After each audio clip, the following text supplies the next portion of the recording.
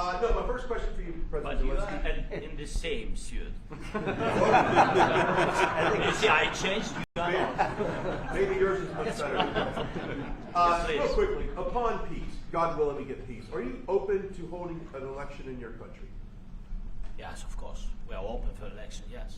We have to do safety circumstances. And a little bit, we need to work in the parliament, because during the war you can't have elections, but we can do security. We need, maybe, how to say, we need a truth, yes, everywhere, in the battlefield, in the sky, in the sea, yeah, to make possible for people to do democratic, open, legal elections. So you say during the war you can't have elections.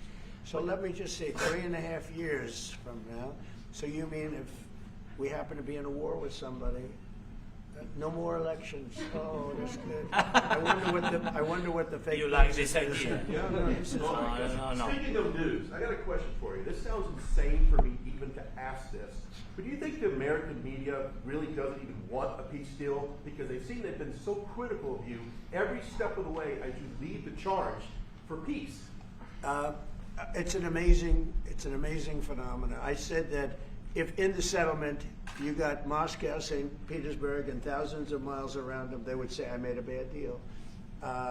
The level of hatred and animosity is incredible. Not with all. I mean, we have great people up here. We also have terrible people up there that I think are told what to say. But, you know, in solving all of these wars, they don't even write about it. You know, I saw major wars. I saw wars that have been going on for 31, 35, and 37, and a couple quicker ones.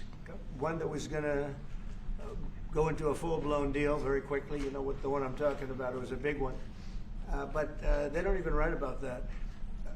No matter what I do, no matter what, and you know, this is not anything to do with you. It's probably to your advantage in a certain way. But no matter what I do, no matter what deal I make, from my standpoint, you'll come out good. Maybe President Putin will come out good. But they'll say, Trump was absolutely horrible. It's just that, and I've lived with that for a long time. I've lived with it since just before the first election. I used to get great publicity. Now I get the worst publicity anyone's ever gotten in office, but I won in a landslide, so that people understand. They're the only ones that count, ultimately. But I've also had great reporters. I've had journalists that are very good.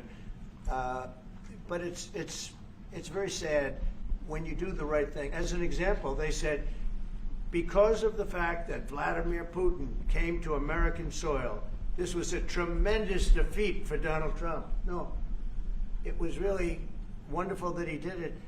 It was a hard thing for him to do, to be honest with you.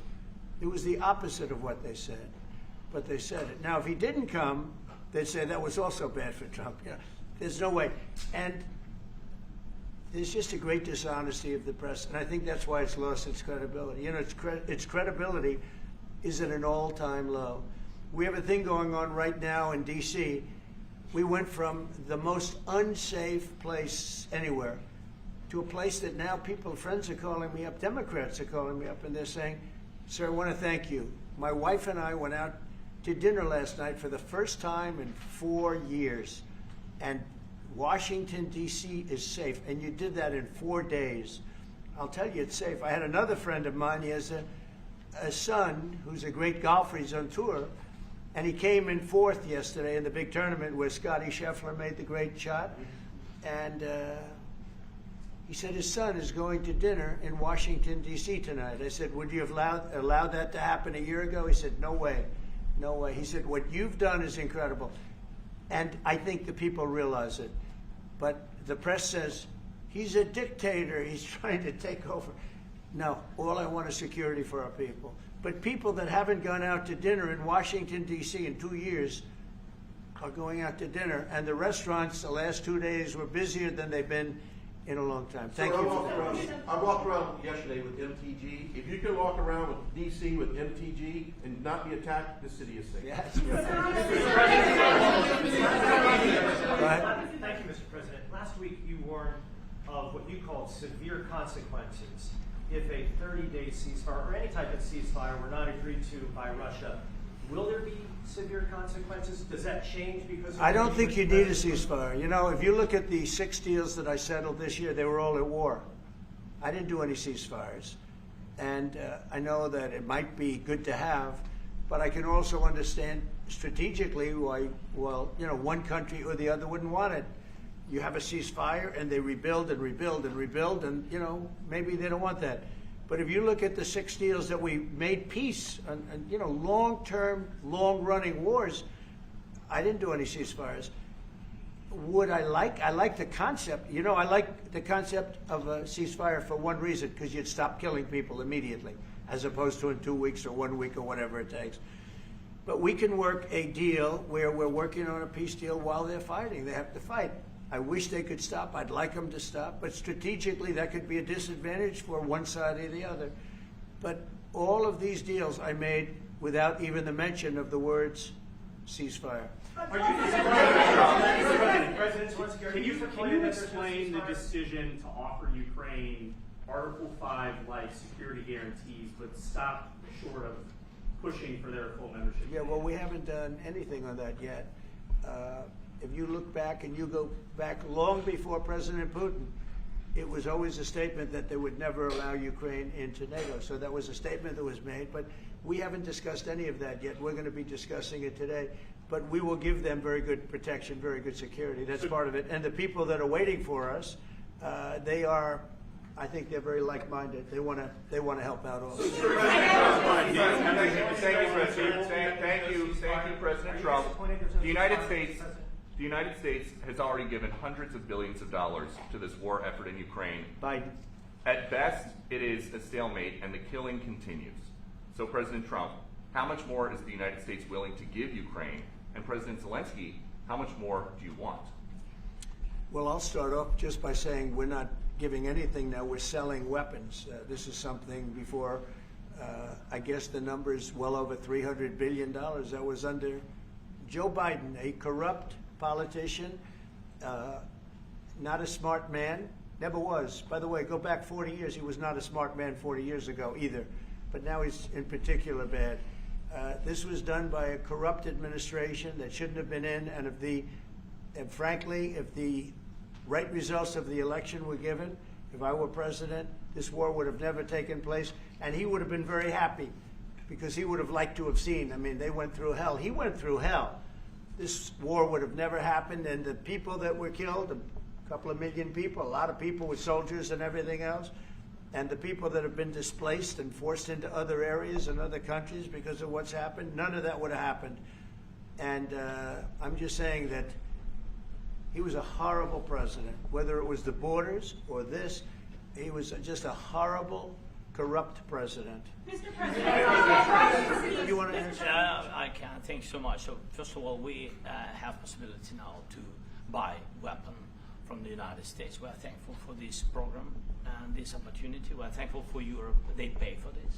And through NATO program for example, Pearl and etc. We have some programs where we can have some money to finance this. And this is a part, I think, it's not a part for the war and to defend us. It also will be a part for security guarantees, to strengthen our army, to rearm Ukrainian army. This is very, very important.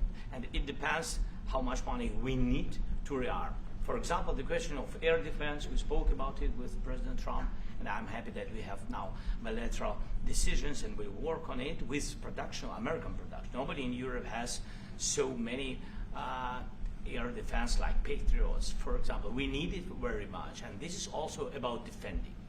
And I think, I think the good news, we make the best military equipment in the world by far. You mentioned the Patriots. How good are they? Systems. We have systems, they're literally 100% foolproof. And it's really like shooting two bullets, two bullets hitting each other in the air in a space like this. The chance is 100%. It's 99 to 100%. So we sell the equipment to NATO. And NATO does what, I don't know what the arrangement is that you have with, but I know that they want you to have the equipment. And we're getting the best equipment in the world, but they pay us for the equipment. Under Biden, it was just crazy what was going on. I believe the number is over 300. I think it could be $350 billion worth of equipment and money and everything else. And we've made more progress in settling this war in the last 2 months than they made in 4 years. This should have been settled a long time ago, but it should have never happened. Yeah, please. Mr. President, You pushed out on was social there any, media. All right, Brian, go first. You pushed out on social media about doing away with mail-in ballots and potentially electronic voting machines. Can you explain on that? How? Well, I will. That's a very off-topic. Just really Sorry. quickly, mail-in ballots are corrupt. Mail-in ballots, you can never have a real democracy with mail-in ballots. And we, as a Republican Party, are going to do everything possible that we get rid of mail-in ballots. We're going to start with an executive order that's being written right now by the best lawyers in the country to end mail-in ballots because they're corrupt. And you know that we're the only country in the world, I believe, I may be wrong, but just about the only country in the world that uses them because of what's happened. Massive fraud all over the place. The other thing we want change are the machines. For all of the money they spend, it's approximately 10 times more expensive than paper ballots. And paper ballots are very sophisticated with the watermark paper and everything else. We would get secure elections. We'd get much faster results. The machines, I mean, they say we're going to have the results in 2 weeks. With paper ballots, you have the results that night. Most people, but most people, many countries use paper ballots. It's the most secure form. So between paper ballots, very, very important, paper ballots, and I think maybe even more important, the mail-in voting. We're going to end mail-in voting. It's a fraud. If you have mail-in vote, even Jimmy Carter with this commission, they set it up. He said the one thing about mail-in voting, you will never have an honest election if you have mail-in. And it's time that the Republicans get tough and stop it because the Democrats want it. It's the only way they can get elected. Because with men and women's sports and with transgender for everybody and open borders and all of the horrible things, and now the new thing is they love crime.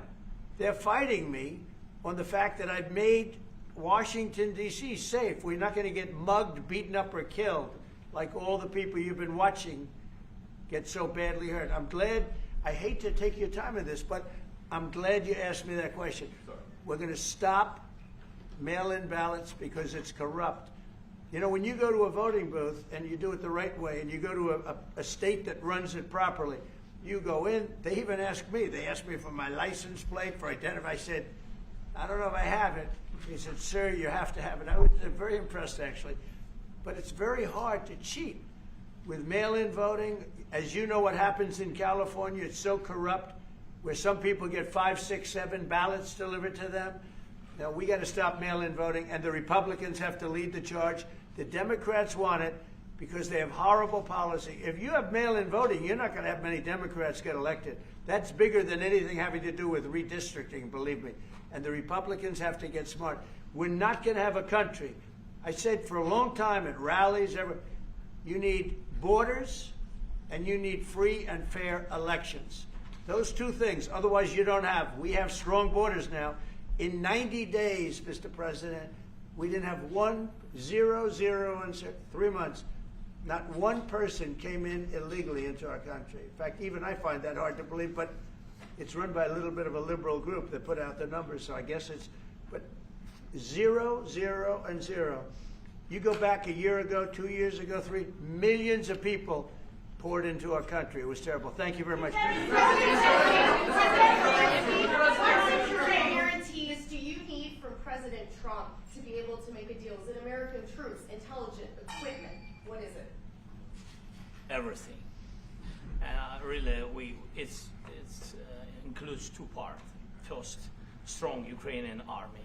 That's what I began to discuss with your colleagues. And it's a lot about weapon and then people and training missions and intelligence. And second, we will discuss with our partners. It depends on the big countries, on the United States, on a lot of our friends. And Mr. President, are you willing to commit American troops to that NATO-like protection in order to get President Zelensky to a deal today? Well, I don't know if you define it that way, but NATO-like, I mean, we have people waiting in another room right now. They're all here from Europe, biggest people in Europe. and they want to give protection. They feel very strongly about it, and we'll help them out with that. I think it's very important. I think it's very important to get the deal done. Please go ahead. You've been involved to the peacekeeping in Ukraine since your first day in the administration. What would you say to the Ukrainian people right now who are suffering under the Russian attacks and hoping that the American people will stand with them? Well, I know Ukrainian people. I've known many over the years. They're great people. They're smart. They're energetic. They love their country. I mean, they love their country, and we want to get this war ended. That's all I can do. I love the Ukrainian people, but I love all people. I love the Russian people. I love them all. I want to get the war stopped. Very important. Mr. President, was there any aspect of your discussion with Vladimir Putin that left you disappointed? Look, we just spoke to, I was just telling the president, I just spoke to President Putin indirectly, and we're going to have a phone call right after these meetings today. And we may or may not have a trilat. If we don't have a trilat, then the fighting continues. And if we do, we have a good chance. I think if we have a trilat, there's a good chance of maybe ending it. But he's expecting my call when we're finished with this meeting. Thank you very much, everybody. Let's go. Everybody, Thank you.